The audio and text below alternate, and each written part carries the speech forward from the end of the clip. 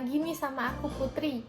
Kali ini kita akan membahas mengenai karakteristik dan permasalahan konselor dan konseli. Nah, yang pertama kita akan bahas mengenai karakteristik konselor, di mana sudah disebutkan dalam Peraturan Menteri Pendidikan Nasional Nomor 27 Tahun 2008 tentang Standar Kualifikasi Akademik dan Kompetensi Konselor, menyebutkan bahwa terdapat 4 kompetensi khusus yang harus dimiliki oleh konselor. Nah, kompetensi-kompetensi tersebut merupakan karakteristik yang ideal dan wajib dimiliki oleh setiap konselor. Yuk kita bahas satu persatu. Yang pertama ada kompetensi pedagogis. Dalam kompetensi ini, seorang konselor diwajibkan untuk menguasai teori dan praksis pendidikan, serta seorang konselor juga diwajibkan untuk mengaplikasikan perkembangan fisiologis dan psikologis serta perilaku konseli, serta menguasai esensi dan pelayanan BK dalam jalur, jenis, dan jenjang satuan pendidikan. Kemudian yang kedua ada kompetensi kepribadian. Dalam kompetensi ini, seorang konselor diwajibkan untuk beriman dan bertakwa kepada Tuhan Yang Maha Esa, serta menghargai dan menjunjung tinggi nilai-nilai kemanusiaan, individualitas, dan kebebasan memilih. Serta konselor juga menunjukkan integritas dan stabilitas kepribadian yang kuat dan menampilkan kinerja yang berkualitas tinggi. Kemudian yang ketiga ada kompetensi sosial. Dalam kompetensi ini, seorang konselor diwajibkan untuk mengimplementasikan kolaborasi intern di tempat kerja, serta berperan dalam organisasi dan kegiatan profesi BK dan mengimplementasikan kolaborasi antar profesi. Kemudian yang keempat ada kompetensi profesional. Dalam kompetensi ini, seorang konselor diwajibkan untuk menguasai konsep dan praksis penelitian untuk memahami kondisi, kebutuhan, dan masalah konseli. Dalam kompetensi ini, seorang konseli juga harus menguasai kerangka teoritis dan praksis BK, serta merancang program BK hingga menilai proses dan hasil dalam kegiatan BK. Nah, sekarang kita akan bahas mengenai karakteristik konselor yang kedua, di mana menurut Kak Roger sebagai pelopor konseling person center memaparkan terdapat ada 3 karakteristik yang harus dimiliki oleh setiap konselor, yaitu yang pertama ada congruence, yang kedua ada unconditional positive regard, dan yang ketiga ada empati. Yuk kita bahas bersama satu persatu. Nah, yang pertama ada congruence. Dalam congruence ini, konselor menunjukkan diri sendiri sebagaimana adanya, atau bisa dikatakan terus terang. Congruence ini artinya tidak ada kepura-puraan dan kebohongan antar konseli maupun konselor.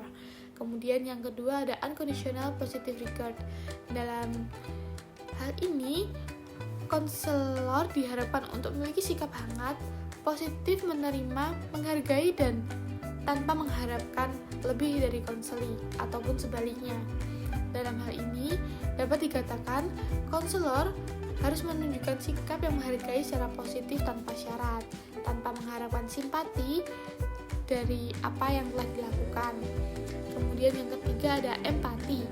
Empati ini merupakan kemampuan untuk memahami cara pandang dan perasaan orang lain. Empati ini berusaha untuk memahami pikiran dan perasaan orang lain dengan cara orang lain tersebut berpikir dan merasakan atau melihat dirinya sendiri. Nah, kita udah membahas tuh karakteristik konselor. Nah, sekarang kita akan bahas mengenai karakteristik konseli, di mana menurut Inso Kimberg sebagai pelopor konseling solution focused brief therapy memaparkan terdapat 3 karakteristik konseli, yaitu yang pertama ada the visitor, yang kedua ada the complement, dan yang ketiga ada the customer. Nah, yuk kita bahas satu persatu.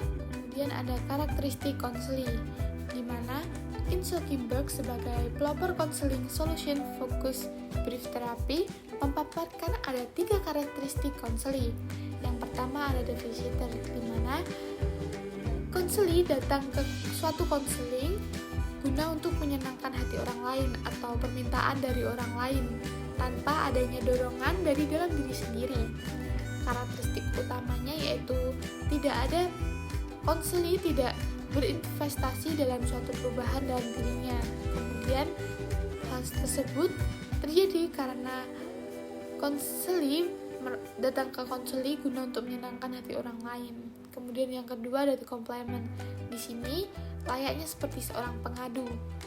Dan konseli beranggapan bahwa masalah yang dialaminya disebabkan oleh faktor eksternal dan beranggapan bahwa bukan dirinya sendiri yang menyebabkan permasalahan tersebut muncul. Kemudian yang ketiga ada the customer. Dalam hal ini, seseorang atau konseli memiliki sikap dan bersedia untuk memecahkan masalah yang ia hadapi. Konseli sendiri sadar akan kontribusinya terhadap masalah yang ia hadapi. Selain itu, konseli juga berpartisipasi secara aktif dan berkolaborasi dengan Nah, udah tuh kita pelajari tentang karakteristik konselor dan konseli. Sekarang kita akan membahas tentang permasalahan konselor dan konseli, di mana menurut Sigmund Freud sebagai pelopor psikoanalisis menjelaskan terdapat ada dua permasalahan yang terjadi antara konselor dan konseli, yaitu yang pertama ada transference dan yang kedua ada counter transference. Nah, apa sih kedua itu? Yuk kita bahas bareng-bareng. transference, di mana transference ini sendiri merupakan suatu gejala yang terjadi ketika ada perasaan yang tidak wajar dari pihak konseli terhadap konselor. Misalnya adanya kehilangan objektivitas di dalam relasi konselingnya. Nah, contohnya ketika ada konseli yang merasa tertarik terhadap konselor, atau seorang konseli jatuh cinta kepada konselor, ataupun konseli merasakan hal sebaliknya seperti konseli merasakan benci atau marah, gelisah terhadap konselor. Kemudian yang kedua ada counter transference, di mana counter transference ini merupakan suatu gejala yang terjadi ketika ada perasaan yang tidak wajar dari pihak konselor terhadap konseli. Misalnya konselor kehilangan objektivitas di dalam relasi profesionalnya.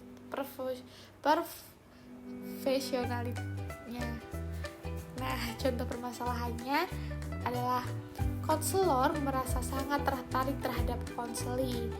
Dan kedua ada konselor merasa jatuh cinta terhadap konseli yang berlawan jenis, atau konselor merasakan sebaliknya seperti benci, marah, gelisah terhadap konseli. Nah, gitu teman-teman penjelasan tentang karakteristik dan permasalahan konselor dan konseli. Semoga kalian paham ya penjelasanku tadi.